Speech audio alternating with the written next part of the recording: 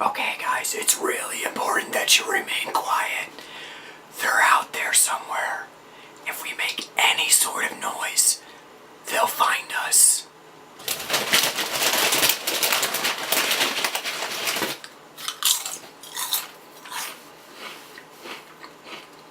Who is that? Who's crunching?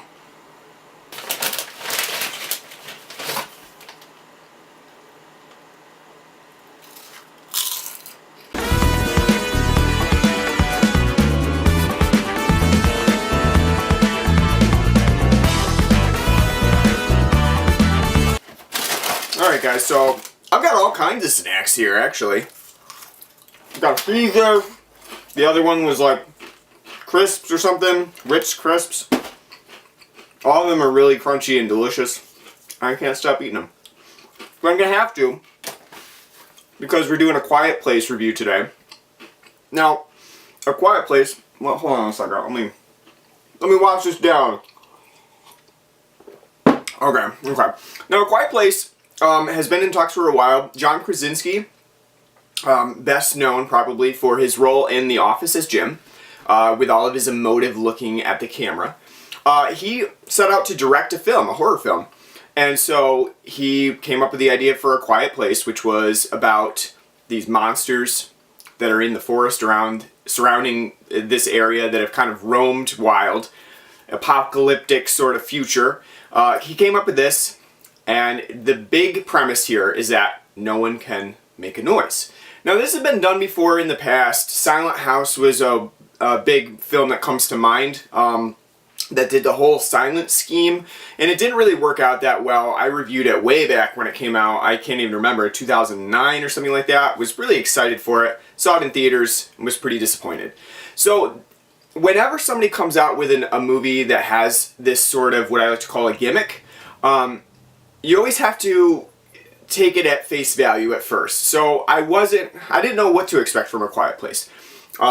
There's always that idea that it's a PG-13 movie. Not that I judge things based on their rating, but in general, the PG-13 movies that have been coming out tend to market more towards teenagers rather than, adults wanting a very serious horror film.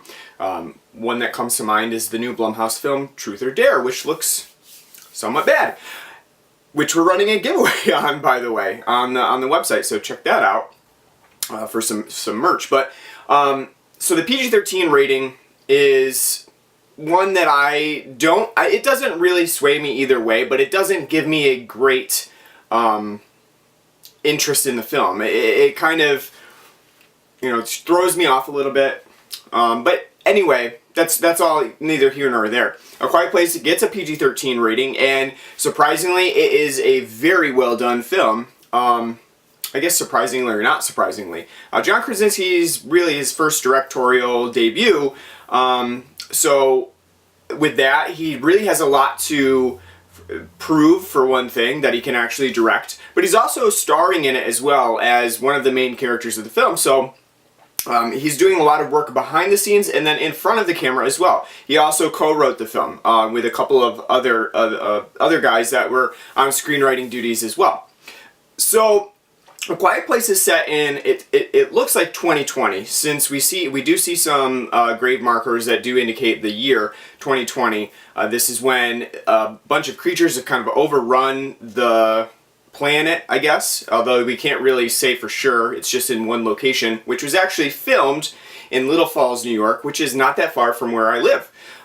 Probably about 45 minutes away from where I live. They filmed this in the forest and woods of Little Falls, as well as some of the locale areas when they get a setting shot of the city itself. You can see some of the signs do say Little Falls on them. It's kind of interesting, but so that was like another reason why I just had to see this film. This is very close to where I live. So it's set in this really apocalyptic future. Pretty much, this is like a zombie apocalypse with no zombies, and instead it's been replaced by these bat-like creatures that are blind, but they can hear really well, and they have armor to protect them, so they're pretty much immortal to any bullets or anything like that you can throw at them, because they have this outer layer, what you would probably call an exoskeleton if you're talking in terms of like insects and other animals, that protects them from bullets and weapons and anything else that you can throw. So John Krasinski and his family are really on the run from these things. It takes place in the beginning of the film in like day 89, and then it moves forward to like day 470 or something like that. So really a large jump in time that they've had over a year to really get used to this and figure out the best way to avoid these creatures. And so they set up a really awesome like farmhouse where they can do all of the things they need to do to survive. And one thing about A Quiet Place is that it's really smart too. It's well written. It has a lot of smart characters in it, and they don't really make the mistakes that you would expect from some of like monster films or other horror films and slasher films, where the characters are kind of dumb and they just do things because the plot requires it. In A Quiet Place, that doesn't happen. So everything that occurs is really within this moment, and a lot of A Quiet Place actually just takes place on one night, one very, very bad, unlucky night, where the characters have to really rely on everything that they've planned in order to survive this attack from these creatures. I think that's one of the main elements of A Quiet Place that really works, is that you're rooting for these main characters. They're very smart, and you want them to succeed. And you also want all of them to be okay and happy, because clearly they're not. One thing that happens during the beginning of the film is really haunting to everybody in this family, that they haven't really been able to get over it, and so they're dealing with that loss, as well as bringing a new life into this crazy apocalyptic world of having to be quiet the entire time you are around and you live. So that's really an interesting premise for A Quiet Place, one that I think works well and really elevates it from some of the other monster films that it takes inspiration from. Some things that you'll find here are that it seems very similar at times, or at least cribbed from Alien, and then it also has a few scenes that are reminiscent of Jurassic Park and The Lost World. I think that's intentional. Obviously, A Quiet Place is pulling from those as inspiration while also doing something different with it. So things that really stand out are the Velociraptor chase scenes from Jurassic Park, which occur here in different ways. There's a cornfield rather than the tall grass from The Lost World, if you remember that. There's also a lot of alien elements to this as well, from the creature designs, which are designed really well. And we do get to see them pretty much in full. That's not a flaw, though, as you would think it would be from seeing like the monsters up close. While they are, we do get to see them, we get fleeting shots of them. So Krasinski never really focuses on them particularly. He'll show you as they like fly across the room, or as they slip into water, things like that don't really draw attention to what one might consider Hollywood flaws of showing monsters on camera. And they look really good. They are kind of a cross between the bats with their sort of echolocation, hearing and wingspan, and then also the lickers from Resident Evil 2 remind me quite a bit of those, especially with the design of their heads and the exoskeletons. But really a great design from the team on A Quiet Place, and surprisingly well done despite actually showing the creatures on camera. Also with this, one of the main elements, obviously, with the title being A Quiet Place, are the silent scenes, because A Quiet Place is a very quiet movie. There's not a lot of music in here. Sound effects are well done and used sporadically, and not consistently, to kind of do jump scares along the way. They're very much a sort of placement that is what it necessitates for the film. So you have accidents that occur where they knock over lanterns, very loud sound that really makes you jump. And that's not, I'm not saying, a lot of people think jump scares are not good for horror films, that they somehow take away from the element of tension and atmosphere that a horror film should promote. I don't agree with that. I think jump scares work. I think if you want to be scared, there's not really a better way to do it than jump scares besides really focusing on slow, tense films. And that's not easy to accomplish. The Orphanage being one of them that really just accomplishes scares by being very slow, methodically paced with an atmospheric and moody setting. A Quiet Place has that too, though. It does have a lot of tense moments just because of the silence.